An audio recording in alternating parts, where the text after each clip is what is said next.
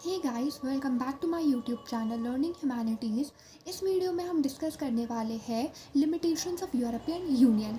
Last video में हम अच्छी तरीके से पढ़ के आए थे कि यूरोपियन यूनियन क्या है, उसकी इकोनॉमिक, पॉलिटिकल और मिलिट्री इन्फ्लुएंस। तो अब हम इसमें देखेंगे उस पर क्या क्या लिमिटेशंस है। तो सबसे पहला जो लिमिटेशन है वो ये है कि यूरोपियन यूनियन में डिफरेंट स्टेट्स हैं और ये डिफरेंट स्टेट्स के डिफरेंट पॉइंट ऑफ व्यूज़ है और ज़रूरी नहीं है हर बात पे इनका सेम पॉइंट ऑफ व्यू हो और हर चीज़ पे, हर पॉलिसी को लेकर ये अग्री करे। तो ये सबसे बड़ा लिमिटेशन बनता है। जैसे एग्जाम्पल आपकी बुक में दिया है, जो गल्फ वॉर या इराक वॉर हुआ था, इराक एनेक्सेशन ऑफ कुवैत, तो उसमें जो है यूएसए ने कोलिशन ऑफ विल बनाई थी। उसने कहा था जो जो कंट्रीज अपनी आर्मी को या अपनी ट्रूप्स को बेचना चाहती है वो बेच सकती है अपनी मर्जी से। तो यूरोपियन यूनियन के मेंबर्स में ब्रिटेन ने अपनी आर्मी भेजी थी, लेकिन जर्मनी और फ्रांस ने इस चीज़ को स्ट्रांगली अपोज करा था। तो कंट्रीज ऐसे ही बहुत सारी इश्यूज़ पे जो है कॉपरेट नहीं करती है। और तो और there is a deep seated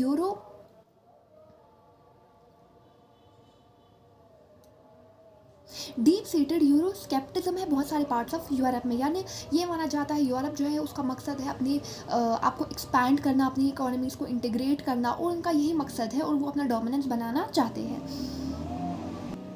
जैसे ब्रिटेन के जो former prime minister Margaret Thatcher है, उन्होंने यूके को out of the European market रखा। डेनमार्क और स्वीडन जैसी कंट्रीज़ ने अपोज करा ट्रीटी ऑफ मैस्ट्रिस्ट को और adoption of euro as currency को। तो यूरोपियन यूनियन में बहुत सारी लिमिटेशन, मैंने आपको पहले ही बताया था कि आउट ऑफ 15 कंट्रीज सिर्फ 12 कंट्रीज थी जिन्होंने यूरो को कॉमन करेंसी के तौर पे अडॉप्ट करा था, जिसमें 2 कंट्रीज डेनमार्क और स्वीडन ने नहीं किया था। इन्होंने मैस्ट्रिस्ट ट्रीटी को, जिसके बाद यूरोपियन यूनियन का फॉर्मेशन हुआ था, उसे भी अपोज करा था।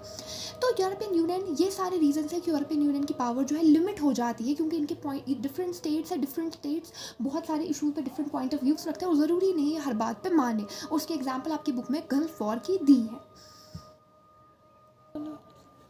अब हम पढ़ने वाले हैं हमारी सेकेंड ऑर्गेनाइजेशन जो कि एक इमर्जिंग पावर है, दैट इज़ एशियान।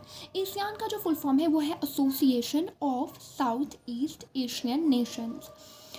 ये तो सबको पता है कि जो भी साउथ ईस्ट एशिया में कंट्रीज़ आती है वो उतनी ज़्यादा डेवलप्ड नहीं है और रिपीटेड कॉलोनियलिज्म का शिकार हुई है, including many countries of Asia and Africa, जिसमें इंडिया भी आता है।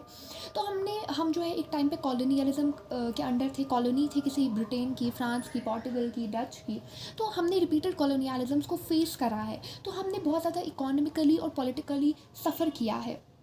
जब वर्ल्ड वॉर 2 ख़त्म हुआ तो एक प्रेशर बना इन कंट्रीज़ पे जिन्होंने खुद को आज़ाद किया था अब इन पावर से, कि या तो तुम यूएसए को ज्वाइन करो या तो यूएसएसआर को करो, क्योंकि वर्ल्ड में जो है इस वक्त 2 पोल्स बन चुके थे, बाइपोलैरिटी चल रही थी। तो बहुत सारी कंट्रीज जिसमें कि इंडिया भी था, India was one of the country जिसने कहा कि मैं दोनों में से किसी को ज्वाइन नहीं करूँगा, और इंडिया ने नॉन अलाइनमेंट मूवमेंट को फाउंड करा था। तो वो हम जो है नॉन अलाइनमेंट मूवमेंट को फाउंड करा था। उन्होंने डिसाइड किया कि हम दोनों में से किसी भी कंट्री को या किसी भी कंट्री की आइडियोलॉजी को फॉलो नहीं करेंगे। लेकिन ये जो नॉन अलाइनमेंट मूवमेंट है ये उतना इफेक्टिव प्रूव नहीं हुआ, तो फॉर्मेशन होता है एशियान का 1967 में। एशियान जो है 1967 में बनता है by signing Bangkok declaration. 5 countries इसे फाउंड करती है, Indonesia, Malaysia, Philippine, Thailand and Singapore. ये बैंकॉक डिक्लेरेशन को साइन करते हैं और एशियान बनता है 1967 में। एशियान का मेन ऑब्जेक्टिव जो था वो था फोकस करना अपनी इकोनॉमिक ग्रोथ पे और सोशियो इकोनॉमिक डेवलपमेंट पे। इनका कोई ऐसा यूरोपियन यूनियन की तरह मकसद नहीं था कि हमें बहुत ही ज़्यादा इमर्ज होना है, यूएस को टक्कर देना है। इनका प्राइमरी ऑब्जेक्टिव तो यही था कि हम अपनी इकोनॉमी पे कॉन्सेंट्रेट करें, अपनी इकोनॉमी को और अपनी सोशियो इकोनॉमिक कल्चरल डेवलपमेंट करें अपनी कंट्रीज़ में। एशियान को बाद में 5 और कंट्रीज ज्वाइन करती है, जिससे इसकी स्ट्रेंथ जो है वो 10 हो जाती है। ब्रूने, जेरूसलम, एलियोपीडियार, वियतनाम, म्यांमार का पुराना नाम बर्मा है, कैम्बोडिया, ये 5 कंट्रीज और है जो एशियान को ज्वाइन करती है। उसकी स्ट्रेंथ 10 हो जाती है, फ्रॉम 5 टू 10। इनका सेकंड ऑब्जेक्टिव ये बताते हैं कि हमें regional piece and cooperation among neighbours चाहिए, स्टेबिलिटी बिटवीन नेबर चाहिए। यानी जो भी नेबर्स है, जो भी नेबर मुल्क है, उनके बीच में स्टेबिलिटी हो, उनके बीच में कोई बाउंड्री डिस्प्यूट ना हो, वाटर शेयरिंग के ऊपर कोई मसला ना हो, वो आपस में मिलजुल कर रहे, अमन में रहे, तभी हम जाके जो है डेवलपमेंट कर सकते हैं। एशियान जो है वो, एशियान में जो भी कंट्रीज आती है वो सेलिब्रेट करती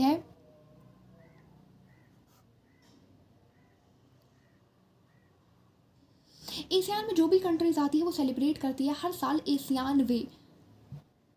ये एक फॉर्म ऑफ इंटरेक्शन है जो नॉन फॉर्मल होता है, इनफॉर्मल होता है, सॉरी, नॉन कन्फ्रंटेशनलिस्ट होता है, यानी इसमें कोई फॉर्मल मीटिंग, डिबेट, डिस्कशन नहीं होता, बस इनके लीडर्स आते हैं, वो आपस में मिलते हैं, इनफॉर्मल होता है बहुत ही। तो यही होता है एशियान वीक जो हर साल मनाया जाता है। इनकी इकोनॉमिक कंडीशन जब बेटर हुई तो इन्होंने भी यूरोपियन यूनियन के पाथ को फॉलो किया, इन्होंने भी सेम चीज़ करी और एशियान की 3 कम्युनिटीज़ बनाई, ASEAN security community, ASEAN economic community और एशियान सोशियो कल्चरल कम्युनिटी। इन्होंने भी 3 कम्युनिटीज़ बनाई। इसके बाद इन्होंने बोला कि इसके आगे जो है इनका भी मकसद यही बन गया था कि हमें खुद को एक्सपैंड करना है like European union. Next video में हम इन तीनों कम्युनिटीज़ को कवर करेंगे। आज अभी के लिए फ़िलहाल हमने जो भी पढ़ा है सबको आप रिवाइज़ कीजिए, और अगर आप हमारे चैनल पे आ रहे हैं, यहाँ का कंटेंट आपको अच्छा लग रहा है, तो प्लीज़ आप सब्सक्राइब कीजिए और अपने फ्रेंड्स के साथ शेयर करें। Thank you.